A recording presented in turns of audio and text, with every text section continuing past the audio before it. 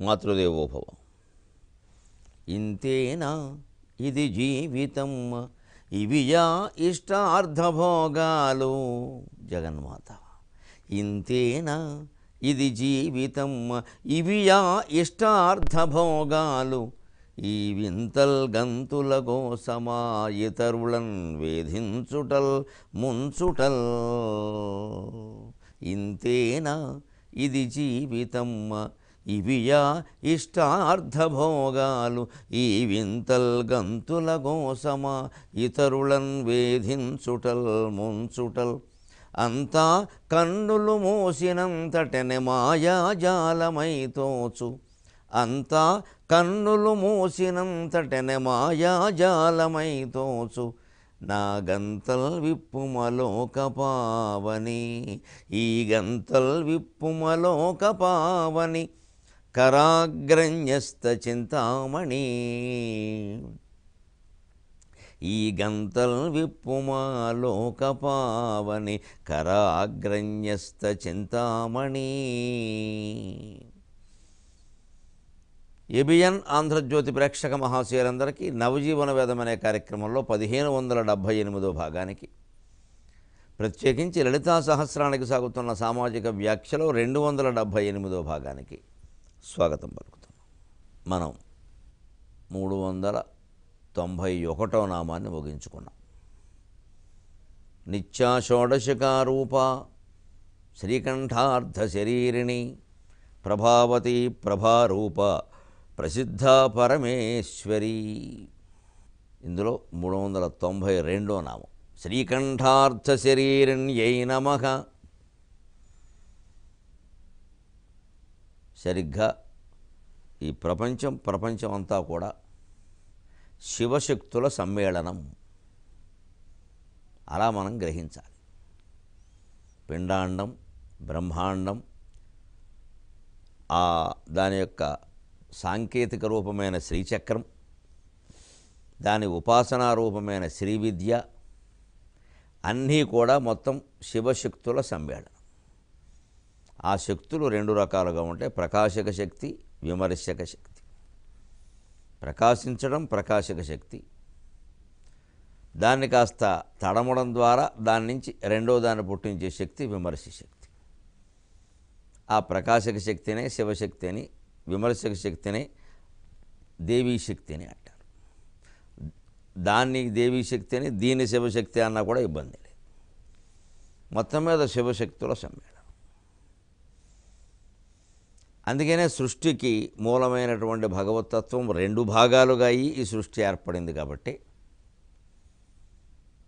ఆ రెండు భాగాలలో సగభాగమైనటువంటి అమ్మవారిని గురించి ఈ లలితా సహస్రం చెబుతూ ఉండబట్టే అమ్మవారి యొక్క నామాలు మొత్తం వ్యాస మహర్షి లలితా సహస్రంలో 182.5 శ్లోకాలలో ఏర్పాటు చేశాడు. సరిగ్గా 182.5ని రెట్టింపు చేస్తే 365 అవుతుంది. అది సంవత్సరానికి రోజులు లెక్క. సంవత్సరమే ఎందుకు తీసుకోవాలండి ప్రమాణంగా అంటే, ఎవరైనా వయస్సు చెప్పమంటే సంవత్సరాల్లోగానే చెబుతారు. మరో రకం ఎవరు నెలలు రోజుల్లో చెప్పరు. ఒక సంవత్సరం వచ్చే వరకు పసిపిల్లాడి వయస్సు నెలలో చెబుతారు. నెల కూడా నిండిన అబ్బాయి వయస్సు రోజుల్లో చెబుతారు. నెల నిండాక నెలలో చెబుతారు. సంవత్సరం నిండాక 2 ఏళ్ళు వెళ్ళాయి, 3 ఏళ్ళు వెళ్ళాయి అని చెబుతారు తప్ప ఇంకా నెలలో చెప్పరు. ఇక నెలలో లెక్క చెప్పలేదు. చాలా చిత్రం ఏంటంటే, రోజులలో నెల నిండక ముందు రోజుల్లో చెప్తారు, సంవత్సరం నిండక ముందు నెలల్లో చెబుతారు. కానీ సంవత్సరం నిండాక ఎన్ని సంవత్సరాలైనా ఇక సంవత్సరాల్లోనే చెబుతారు. అంచేత కాలస్వరూపానికి సంవత్సరం స్థిరమైన రూపం. భగవంతుడు కాలస్వరూపుడు. అందులో శివుడు సగం, శక్తి సగం. అదే శ్రీకంఠార్థ శరీరిణి. శ్రీకంఠ అర్ధ, శ్రీకంఠార్థ సవర్ణ దీర్ఘ సంధి. శ్రీకంఠార్థ శరీరిణ్యై నమః. శ్రీకంఠుని యందు అర్ధభాగమే నీ శరీరముగా కలిగిన దానవు. శ్రీకంఠుని శరీరంలో నువ్వు అర్ధభాగానివి, అర్ధనారీశ్వర శక్తివి. నీకు నమస్కారం. ఆ శ్రీకంఠుల్లో ఉండే శ్రీ శబ్దానికి నలుపు, విషము, సంపద అని రకరకాల అర్థాలు. శివుణ్ణి శ్రీకంఠుడు ఎందుకంటారు అంటే, విషము కంఠమునందు కలిగిన వాడు. శ్రీ శబ్దానికి అర్థం ఉంది కాబట్టి. నిజానికి శ్రీచక్ర స్వరూపాన్ని ఆ ఆ శివుని కంఠంలో ఉండే మచ్చగా కూడా భావిస్తారు. శివుని కంఠంలో ఉండే నల్లటి మచ్చ శ్రీచక్రాకారంలో ఉంది. అది కూడా మనం చెప్పుకోవచ్చు శ్రీకంఠార్ధ శరీరిణి అన్నదానికి వ్యాఖ్యానంగా. దాన్నే శంకరాచార్య స్వామి సౌందర్యలహరిలో శివుని యొక్క సృష్టి రూపమైన శరీరమే నువ్వమ్మ, నిన్ను ఆయన్ని వేరు చెయ్యలేరు అని చెప్పారు. శరీరం త్వం శంభో శశిమిహిర వక్షోరుహయుగం. భగవంతుని యొక్క విశ్వరూప సందర్శనం ఏమిటో మన అందరికీ చేయిస్తున్నారు శంకరాచార్య. ఒక అర్జునుడికి కాదు, మనందరికీ. శరీరం త్వం శంభో శశిమిహిర వక్షోరుహయుగం తవ ఆత్మానం మన్యే భగవతి నవాత్మానమనఘం అతశేషశేషీత్యయముభయ సాధారణతయా స్థితస్సంబంధో వాం సమరసపరానందపరయోః స్థితస్సంబంధో వాం సమరసపరానందపరయోః. శరీరం త్వం శంభోః శశిమిహిరవక్షోరుహయుగం. శంభో శరీరం త్వం, ఆ శివుని యొక్క శరీరమే నువ్వు అని మేము భావిస్తున్నామమ్మా అన్నారు. అంటే శివుని శరీరం అంటే పరమాత్మ శరీరమే ఈ సృష్టి. పరమాత్మ అంతర్యామిగా తేజస్వరూపుడు. అనంత బ్రహ్మాండాలు కలిపి ఆయనలో 10 అంగుళాలే ఉన్నాయి. అత్యతిష్ట దశాంగుళం, దానికి లెక్క ఉంది. ఆయన స్వరూపం అనంతం. అందులో ఈ విశ్వం ఒక రూపం. ఆ విశ్వమంతా భగవంతుడే నిండి ఉన్నాడు. ఒక పెద్ద చెట్టును కొట్టినప్పుడు ఈ మొదలు కాండం అనేది చాలా పెద్దది తీసుకొస్తారు. అందులో ఒక మొక్క ప్రత్యేకంగా తీస్తారు. దాంతో ఏదో చిన్న 4-5 పీటలు తయారు చేయొచ్చు. చాలా పెద్ద చెట్టు కాబట్టి దాని నుంచి ఒక మొక్క అక్కడికి నరికి దాంతో 2-3 పీటలు తయారు చేయొచ్చు. మిగిలిన దాంతో మళ్ళీ బాగా పొడుగ్గా ఉంటే బలలు చేయొచ్చు, కుర్చీలు చేయొచ్చు, ఇంకేదైనా చేయొచ్చు. అలాగా విశ్వానికి మూలమైనటువంటి భగవంతుని యొక్క తేజో రూపంలో ఈ విశ్వం కేవలం ఒక మొక్క మాత్రమే. కానీ ఆ మొక్క కూడా ఆయన స్వరూపమేగా. అందుకే శరీరం త్వం శంభో, శంభో శరీరం త్వం. విశ్వానికి మూలమైనటువంటి శివుని యొక్క విశ్వరూప శరీరమే నువ్వు అమ్మ. విశ్వరూప శరీరం కాబట్టే ఆవిడ్ని స్త్రీగా భావించబట్టే స్త్రీ శరీరంలో ఉండే అవయవాలతోనే విశ్వంలో ఉండేటువంటి అవయవాలను పోలుస్తున్నారు. అందుకే శశి మిహిర వక్షోరుహయుగం. స్త్రీకి 2 వక్షోజములు ఉంటే ఆ వక్షోజములే విశ్వరూప స్త్రీకి 2 వక్షోజములు ఏవయ్యా అంటే సూర్యుడు చంద్రుడు. ఇక్కడ నేత్రాలతోనూ పోలుస్తారు, వక్షోజాలతోనూ పోలుస్తారు. ఇక్కడ అమ్మవారు కాబట్టి వక్షోజాలతో పోల్చడంలో ఉద్దేశం ఏమిటంటే వక్షోజముల నుంచే కదా బిడ్డకి పాలు అందేది, పోషణ అందేది, శక్తి అందేది. సూర్యచంద్రుల నుంచే కదా లోకానికి పోషణ అందుతోంది. చంద్రకిరణాల కారణంగానే ఔషధులన్నీ వృద్ధి చెందుతున్నాయి. సూర్యకిరణాల కారణంగానే మొక్కలన్నీ మొలకెత్తుతున్నాయి, మనుషులు బతుకుతున్నారు. సూర్యరశ్మి లేకపోతే, చంద్రరశ్మి లేకపోతే ఏ జీవులు వృద్ధి చెందవు, ఎవ్వరూ బతుకుండలేరు. ఆ రకంగా స్త్రీ తన శరీరంలో వక్షోజాల ద్వారా పాలిచ్చి బిడ్డలను బతికిస్తూ ఉన్నట్టే అమ్మవారు కూడా సూర్యచంద్రుల రూపంలో తమ తేజస్సును భూమి మీద ప్రసరింపజేసి ఈ భూమండలం మీద సమస్త జీవరాశిని బతికింపజేస్తుంది. అందువల్ల ఆవిడ శరీరంలో వక్షోరుహాలు ఏవయ్యా అంటే శశి మిహిర వక్షోరుహ యుగం అన్నారు. తవ ఆత్మానం మన్యే భగవతి నవ ఆత్మానం అనఘం. భగవతి ఓ పూజ్యులారా, ఈ విశ్వమంతా కూడా తవ ఆత్మానం మన్యే నవ ఆత్మానం అనఘం. ఇదంతా నీ సొంతమే, నీ శరీరమే. కానీ నవాత్మానం ఎప్పటికప్పుడే కొత్తగా కనపడుతుంది. సృష్టిలో విచిత్రమేది. నిన్న ఉన్న ఇంట్లోనే మనం ఉన్నాం, నిన్న చూసిన సూర్యోదయమే మనం చూసాం. కానీ ఈరోజు కొత్తగా ఉంటుంది. ఎందుకంటే తనదైన అనుభూతి తనదిగాన, తన రుచులు తన భక్తి రుచులను తానవిగాన. ఎప్పటికప్పుడే జీవితాన్ని ఆ కొత్తగా చూడగలగడంలోనే మనిషికి ఆశావాదం ఉంది. అది పాతపడిపోయినట్టుగా అనిపించింది అనుకోండి, విసుగొచ్చేస్తుంది. ఆ విసుగు రానియకుండానే ఈ మహాసాధ్వి ఏం చేస్తుందంటే మహామాయ ఎప్పటికప్పుడు కొత్త రుచులు, ఆశలు, ఇంకేదో కావాలనుకోవడం, దానికోసం ప్రయత్నించడం, అది రాలేదని బాధపడడం, అది వస్తే చాలు జీవితానికి ఇంకేం అక్కర్లేదనుకోవడం, అది వచ్చాక మళ్ళీ ఇంకేదో కోరుకోవడం, ఇలాంటి మాయలో ముంచేస్తుంది. ఇదే నవాత్మానమనఘం. అందువల్ల అతశేషశేషీత్యయముభయ సాధారణతయా స్థితస్సంబంధో వాం సమరస పరానందపరయోః. శేష శేషి అనుకున్న, పర పరానంద అనుకున్న, అంగ అంగి అనుకున్న, ఆనంద భైరవ ఆనంద భైరవి అనుకున్న మీరిద్దరేనమ్మా, ఆ మాటకు వస్తే నువ్వు ఒక్కత్తివేనమ్మా అన్నాడు. ఈ శేషశేషి సంబంధాల గురించి ఆధ్యాత్మికమైన సిద్ధాంతాల్లో చాలా విస్తృతమైనటువంటి చర్చ జరిగింది. మనం స్థూలంగా అర్థమయ్యేలా చెప్పుకోవాలంటే ఈ సృష్టి అంతా కలిపి ఒకటి అనుకుంటే ఇందులో ఆ సృష్టికి మూలమైనటువంటి వాడిని శేషి అన్నారు, మిగిలిన పదార్థాన్ని శేషం అన్నారు. శరీరం త్వం శంభో శశిమిహిర వక్షో రుఖయుగం తవాత్మానం మన్యే భగవతి నవాత్మానమనఘం అతశేషశేషీత్యయముభయ సాధారణతయా స్థిత సంబంధో వాం సమరసపరానందపరయో.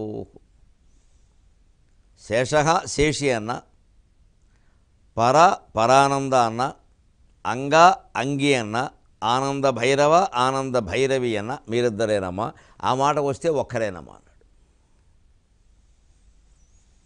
ఈ శేష శేషి అన్న దాని మీద కొన్ని సిద్ధాంతాలు బాగా విజృంభించి ప్రచారం చేసి భగవంతుడు వేరు ప్రకృతి వేరు అనడానికి. ఆ శేషశేషి సంబంధం ఎటువంటిది అంటే ఏదో ఒక వస్త్రాన్ని తీసుకున్నాం, అందులోంచి కొంత భాగం తీసి ఒకటి తయారు చేసాం, మిగిలింది ఏమవుతుంది? ఈ శేషికి శేషానికి సంబంధం అది నిజానికి అంతా ఒకటి కదా. ఇప్పుడు శేషి అంటే ఆ శేషము కలిగినవాడు నుంచి కలిగిన పదార్థాన్ని ఎలా వేరు చేస్తారు? సూర్యుడి నుంచి కిరణాలను వేరు చేస్తారా? చంద్రుడి నుంచి కిరణాలను వేరు చేస్తారా? కిరణాలను వేరే ముద్దగట్టి ఎవరైనా ఒక చోట ఒక బుట్టలో పెట్టి తట్టలో పెట్టి సూట్ కేసులో పెట్టి చూపించగలరా? సూర్యుడి నుంచి కిరణాలు వేరుగావు, చంద్రుడి నుంచి కిరణాలు వేరుగావు. నీటి నుంచి చల్లదనం అనేది వేరు కాదు. మనం వేడి చేసే ప్రయత్నం చేసినా అది మళ్ళీ చల్లదైపోతుంది. నూనె నుంచి ఆ పైన ఉండేటువంటి జిడ్డు అనేది వేరు కాదు. పుష్పం నుంచి సుగంధం వేరు కాదు. పుష్పాన్ని వేరే సుగంధాన్ని వేరే చేయలేము మనం. పుష్పం నుంచి ఎవరైనా నూనె తీయగలరు, తేనె తీయగలరుగా. నూనె తీయచ్చు, తేనె తీయచ్చు. పుష్పాన్ని అలాగే ఉంచి తేనె తీయచ్చు, నలిపేసి నూనె తీయచ్చు. కానీ పుష్పం నుంచి సుగంధం వేరు చేసాం అన్నవాళ్ళు లేడు. అంచేత శేష నుంచి శేషిని, శేషి నుంచి శేషాన్ని కూడా వేరు చేయలేరు, కుదిరే పని కాదు అది. అందుకే శేష అనుకున్నా, శేషి అనుకున్నా, అంగ అనుకున్నా, అంగి అనుకున్నా, పర అనుకున్నా, పరానంద అనుకున్నా, ఆనంద భైరవ అనుకున్నా, ఆనంద భైరవి అనుకున్నా అని నువ్వేనమ్మా అన్నారు ఆయన. అంచేతన ఇతర సిద్ధాంతాలన్నీ కూడా అద్వైతంలో కలిసిపోవలసిందే, ఇంకో మాట లేదు. అంచేత అర్ధశరీరం అనేది ఎందుకు అంటే రెండు శక్తులుగా వేరు పడకపోతే ఏమీ చేయలేదు కాబట్టి. నీరు నీరుగా ఉన్నట్టు కనపడుతుంది, కానీ అంతర్గతంగా చలనం ఉందా లేదా? నీటి నుంచి ఆ చలనాన్ని వేరు చేయగలరా? మంచుగడ్డ నుంచి నీటిని వేరు చేయగలరా? మంచుగడ్డ నీరా కాదా? అది గడ్డగట్టిన రూపంలో ఉంది, కాసేపటి కరిగిపోతుంది, ఇంకాస్త వేడెక్కితే ఆవిరవుతుంది. అంతే సృష్టిలో ఒక పదార్థాన్ని రెండో పదార్థాన్ని నుంచి వేరు చేయలేము. మధ్యలో ఖాళీ ఉండడం వల్ల మనం వేరుగా భావిస్తున్నాం. ఖాళీ కూడా ఒక పదార్థమే. రెండు కుర్చీలు రెండు పదార్థాలు అయినప్పుడు రెండు కుర్చీల మధ్యలో ఉండే ఖాళీ కూడా ఒక పదార్థమే. ఈ పదార్థాలు అన్ని మూలానికి ఎడితే ఒకటే పదార్థం, అదే పద అర్థం. ఆ పదమే ఓంకారం, దానికి అర్థమే ఈ సృష్టి, ఆ పదార్థమే పరమార్థం. అందుకని ప్రణవఛందసామివ ఓంకార బిందు సంయుక్తం అంటారు. అందుకని అంచేత ఆ మూలానికి ఎడితే అంతా ఒకటే. అంచేత శ్రీకంఠుని యొక్క అర్ధశరీరాన్ని వినుమడి సృష్టిగా ఏర్పడినప్పుడు ఏర్పడాలి కాబట్టి అర్ధశరీరం అయింది. లేనప్పుడు అంతా ఒకటే. తల్లి కడుపులో ఉన్నప్పుడు తల్లి ఒకళ్ళేగా, రెండు టికెట్లు తీయలేదుగా. అదే మంచి బయటికి రాగానే కొంతకాలం టికెట్ తీయలేదు, కొంతకాలం అర టికెట్ తీశారు, తర్వాత పూర్తి టికెట్ తీశారు. అయినా తల్లి పిల్లడుకుండే అనుబంధం పోలేదు. వాళ్ళు ఏమిటో వేరే వేరే అనుకుంటున్నారు. నిజానికి ఇంత పెద్దవాడైనా ఈ నెల ఆ తల్లి కడుపులో 9 నెలలు ఉన్నవాడు కదా. అలాగే భగవద్గర్భంలోంచి ఈ సృష్టి బయటకు వచ్చి మనకి ప్రత్యేకంగా కనపడుతుంది తప్పితే బుడ్డుతోడ కోకపోతే పిల్లాడు తల్లి వేరు చేయలేనట్టే మనకి సృష్టికి ఉండేటువంటి శేషశేషి సంబంధాన్ని కనుక మనం ప్రత్యేకించి వేరు చేయకపోతే అంతా ఒక్కటే. అందువల్ల శ్రీకంఠార్థ శరీరం ఏ నమః 392 నామం, 393 నామం. నిత్య షోడశికారూప శ్రీకంఠార్థ శరీరిణి 86వ శ్లోకం. ప్రభావతి ప్రభారూపా ప్రసిద్ధ పరమేశ్వరి మూల ప్రకృతిరవ్యక్త వ్యక్తావ్యక్త స్వరూపిణి. 393వ నామం. ప్రభావత్యై నమః. ప్రభావతి అంటే కాంతి కలిగినదే అని అర్థం. అంతే. అంటే కిరణాలతో కూడి ఉన్నదానవమ్మ నీకు నమస్కారం, కాంతిమంతురాలివైన నీకు నమస్కారం. దేవీ కిరణాలే శ్రీచక్రంలో ఆవరణాది దేవతలు, ఆవరణ దేవతలు, అణిమాది దేవతలు కూడా. అణిమ, మహిమ, గరిమ, లహిమ మొదలైనటువంటి 8 శక్తులు కూడా శ్రీచక్రంలోనే ఉంటాయి. నవావరణ రూపంలో ఉండేవి కూడా అవే దేవీ కిరణాలే. అందుకే ప్రభావత్యై నమః. అంచేత మనం సూర్యకిరణాల యొక్క కాంతిని చూస్తున్నప్పుడు, ఆస్వాదిస్తున్నప్పుడు, అనుభూతి చెందుతున్నప్పుడు వాటిని భగవచ్ఛక్తిగా భావించాలి. అందుకే ఈ దేశంలో ఏమీ వేదశాస్త్రాలతో పురాణాలతో ఏమీ సంబంధం లేని వాళ్ళు కూడా పొద్దున్నే నూతిగట్టు మీద స్నానం చేసినప్పుడు ఆ తువ్వాలతో తుడుచుకుని ఆ తడి తువ్వాలే కట్టుకుని ఒక్కసారి ఆ బకెట్ నీళ్ళు అక్కడ పెట్టి అందులోంచే దోసి నీళ్లు తీసి ఇలా పోసి సూర్యభగవానుడికి నమస్కారం చేస్తారు. అన్ని జాతుల వారు, అన్ని కులాల వారు, స్త్రీ పురుష భేదం లేకుండా. అది వారు చేసే సంధ్యావందనమే. వారు ప్రత్యేకించి ఈ మంత్రపూర్వకమైన సంధ్యావందనం చేయక్కర్లేదు. వారికి అవసరమూ లేదు, అవకాశమూ లేదు. వారి కులవృత్తులను బట్టి వారికి బ్రాహ్మణులు చేసినట్టుగా చేయడం వీలు కాదు. బ్రాహ్మణుడు ఆ చేయడం మానకూడదు. ఇతరులు అందులో ఊరికే చొచ్చి చేయాల్సిన పని లేదు. ఈ వ్యవస్థ ఎందుకు ఇలా ఏర్పాటు చేశారు పెద్దలు అంటే ఒకరిని తక్కువ చేద్దామని, ఒకరు ఎక్కువ చేద్దామని కాదు. అందరూ తలా ఒక పని చేయకపోతే వ్యవస్థ నడవదు. అందరూ మంత్రాలు చదువుతూ పుస్తకాలు చదువుకుని మాకు మళ్ళీ ప్రవచనాలు చెబుతుంటే పంట ఎవడు పండిస్తాడు? వంకాయలు టమోటాలు ఎవడు పండించాలి? పని చేయాలి కదా. అందుకే మనం ఆ వంకాయలు టమోటాలు పండించే వాళ్ళని, పంటలు పండించే వాళ్ళని ఎప్పుడు తక్కువ చేసి మాట్లాడకూడదు. వాళ్ళు ఏదో చదువురాని వాళ్ళు అనడం, ఏదో అలగాజనం ఉండడం, ఆ మాటలు పనికిరావు. ఆ అలగాజనం లేకపోతే ఈ లగాజనం ఎక్కడున్నారో వాళ్ళు అన్నం పెట్టకపోతే రైతు పంట పండించకపోతే మేమంతా ఎవరో మాట్లాడడానికి ఇక్కడ ఆ అన్నం తినే కదా మాట్లాడుతున్నది. అంచేతను ఒక వృత్తిని మరొక వృత్తి వారు ఎప్పుడూ కూడా గౌరవించాలి తప్ప సమాజంలో ఏదో సంపాదనను బట్టు, గౌరవాన్ని బట్టు, లేదా వేషధారణను బట్టు గౌరవాలనేవి ఏదో నిమిత్త మాత్రంగా ఉంటాయి తప్పితే అవి అంత పట్టించుకోవాల్సిన విషయాలు కావు. అన్ని వేషాల్లోనూ అందరూ మాయ చేయగలరు. అది అర్థమైపోయింది. ఇప్పుడు ఎంత మామూలు వేషంలో ఉన్నా కూడా అసాధారణ ప్రతిభావంతులు, తేజోమూర్తులు చాలామంది ఉన్నారు. అది అర్థమవుతూనే ఉంది. అంచేతన ఎవ్వరిలో ఆ కాంతి ఏ రూపంలో వ్యక్తమైనా దాన్ని భగవంతుడిగా భావించాలి. దేవీ కిరణాలే మొత్తం అంతా వ్యాపించి ఉన్నాయి. నిజారుణ ప్రభాపువరమజ్జత్ బ్రహ్మాండ మండలాయై నమః అంటే అర్థం అది. నీ అరుణకాంతితో మొత్తం ఈ బ్రహ్మాండ మండలం అంతా వ్యాపించావు అంటే ఎవరు అమ్మవారి స్వరూపం కాదండి? ఎవరినైనా ఎలా అవమానిస్తామండి? అసలు తక్కువ చేసి ఎలా మాట్లాడతామండి? ఏదైనా వ్యవహారంలో ఉండే భేదాన్ని కాబట్టి ఒకరు కూర్చోవచ్చు, ఒకరు నుంచోవచ్చు. ఒక యజమాని కూర్చుని ఉంటాడు కుర్చీలో, నౌకరు మంచినీళ్ళు పట్టుకొస్తాడు, అక్కడ చేతులు కట్టుకుని నిలబడతాడు. తప్పేం లేదు. అంత మాత్రం చేతనేమి హీనుడని అర్థం కాదు. అక్కడ అతను చేసే పనికి అతను అలాగే ఉండాలి. అంతేగాని మంచినీళ్ళ గ్లాస్ అక్కడ పెట్టేసి ఈయన తాగుతుంటే ఈయనతో పాటుగా కుర్చీ జరుపుకుని పక్కన కూర్చుంటే అది కుదురుతుంది? అమ్మనాడు మంచినీళ్ళు తెస్తాడా? వెంటనే వాడుకో మనోభావం రాదా? అయినా నేను సమానం అని. సమానమైనప్పుడు నేను ఎందుకు దేవాలి? మంచినీళ్ళు పోయి తెచ్చుకోమంటాడు. అంచేది ప్రభావత్యే నమః అంటే కాంతి కిరణాలు కలిగినటువంటి నీకు నమస్కారం. అంచేది ప్రభావవంతమైనటువంటి ప్రతి పదార్థాన్ని భగవత్ స్వరూపంగా భావించాలి. విద్యుత్ బల్బు సహా. దీపాన్ని గౌరవించడం అంటే నూనె దీపాన్నే కాదు, విద్యుత్ దీపాన్ని కూడా గౌరవించవలసిందే. గౌరవించడం అంటే పూజ చేయడం కాదు, దాన్ని సరిగ్గా వాడుకోవడం. మనం కూర్చున్న చోట నుంచి మనం వెళ్ళేటప్పుడు దీపం ఆర్పేస్తున్నామంటే విద్యుత్ దీపానికి నమస్కారం చేస్తున్నట్లు లెక్క. అది ఆర్పేయాలి వెంటనే. మన పని లేదు కదా. అబ్బాయి ఇంట్లో కానీ బయట కానీ అలా తిరుగుతూనే ఉంటాయి. పైగా కరెంట్ ఏమైనా ఉచితంగా వచ్చినా కొంచెం తగ్గించినా పెద్ద ఖర్చు ఏమి అవ్వదండి. అవ్వకపోతే మాత్రం అవసరం ఏమిటి? అవ్వకపోయినా అయినా వాడుతున్నావా లేదా? వాడుతుంటే విద్యుత్ శక్తి తగ్గిందా లేదా? మళ్ళీ ఆ విద్యుత్ శక్తిని పోగు చేసుకోవడం ఎంత కష్టం అండి. మంచిది. అవసరం లేనప్పుడు దీపం తీసేయాలి, తప్పేం లేదు. అక్కడ దీపం ఎప్పుడూ వెలుగుతూ ఉండడం ఏం లేదు.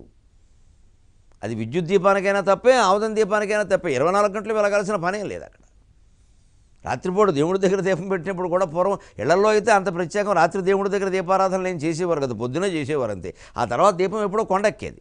ఇంట్లో ఉన్న దేవుడి దగ్గర కూడా పూజా మందిరంలో కూడా 24 గంటలు దీపం వెలగాలనే నిబంధన ఎక్కడా లేదు, ఏ శాస్త్రంలో లేదు. అదంత అవసరం కాదు, గుళ్ళోనే చెప్పారు అలాగే. గుడి పరిస్థితి వేరు. గుళ్ళో కూడా రాత్రి అర్చకుడు బయటకు వచ్చేటప్పుడు గర్భగుడిలో దీపం వెలిగించి అది కాస్త ఎక్కువ వెలగడానికి వీలుగా పోయగలిగినంత నూనె పోసి వచ్చేస్తాడు. ఎప్పుడూ ఆ నూనె అయిపోతుంది, దీపం కొండెక్కిపోతుంది. లేకపోతే కొండెక్కిపోవడం అనే మాటే రాదు. ఆ కొండెక్కిపోవడం అనేది అశుభం కాదు. ఇంట్లో అయితే పొద్దున్న ఒకసారి పెడతాను దీపం, మళ్ళీ తర్వాత ఇంకా దాని గురించి పట్టించుకోకలు అయిపోయింది అక్కడ. ఇక అస్తమానం దాన్ని ఎగదోస్తూ ఉండాల్సిన పనేం లేదు, చేదస్తం తప్పితే. విద్యుత్తేనా అంతే, అక్కడ నూనెనా పొదుపుగానే వాడాలి, ఇక్కడ విద్యుత్తేనా పొదుపుగానే వాడాలి. అప్పుడు ప్రభావతి అనేటువంటిది భగవత్ స్వరూపం అని అర్థమవుతుంది. ప్రభావవంతమైన ప్రతి దీపము భగవత్ స్వరూపమే. అందుకే మనకి సాహిత్యంలో విచిత్రమైనటువంటి పద్యం ఒకటి ఉంది.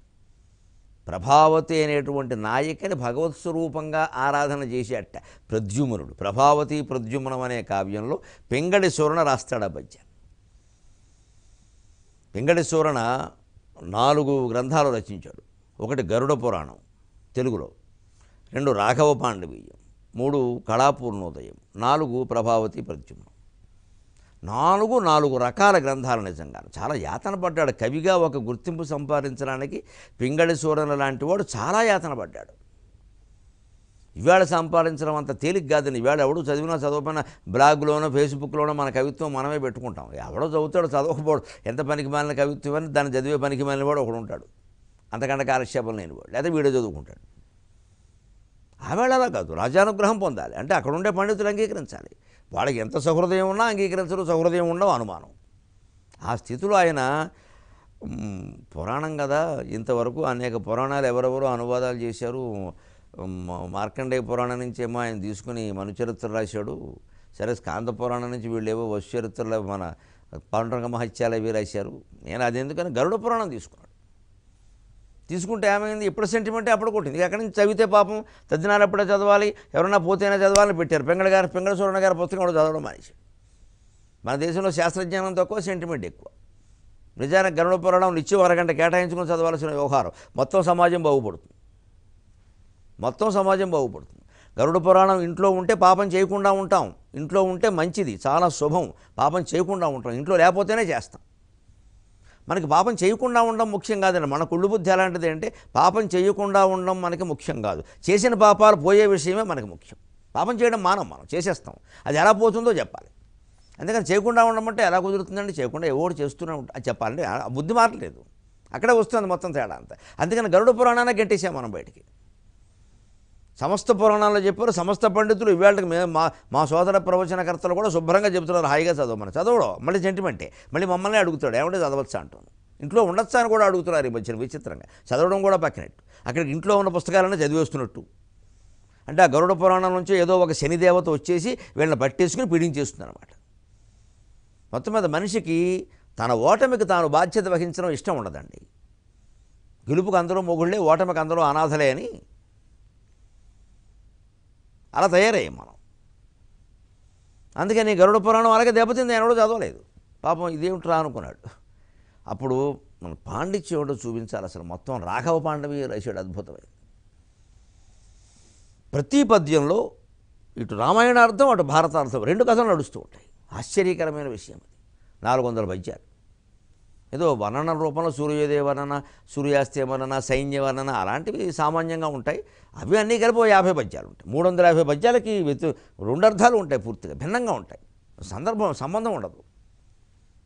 విభీషణుడు రావణుడితో మాట్లాడడమును, ఇక్కడేమో ద్రౌపది కీచకుడు సంభాషణ కలిపేస్తాడు. ఇది ఆ జంట ఎక్కడ, ఈ జంట ఎక్కడ, అలా కలిపేస్తాడు. అలాగే దేని కలుపుతాడో తెలియదు. కీచక వధతో మరో వధన కలిపితే పర్వాలేదు. కీచక వధ పట్టుకెళ్ళి సీతా కళ్యాణంతో కలిపేస్తాడు. అంత విచిత్రంగా రాశాడు.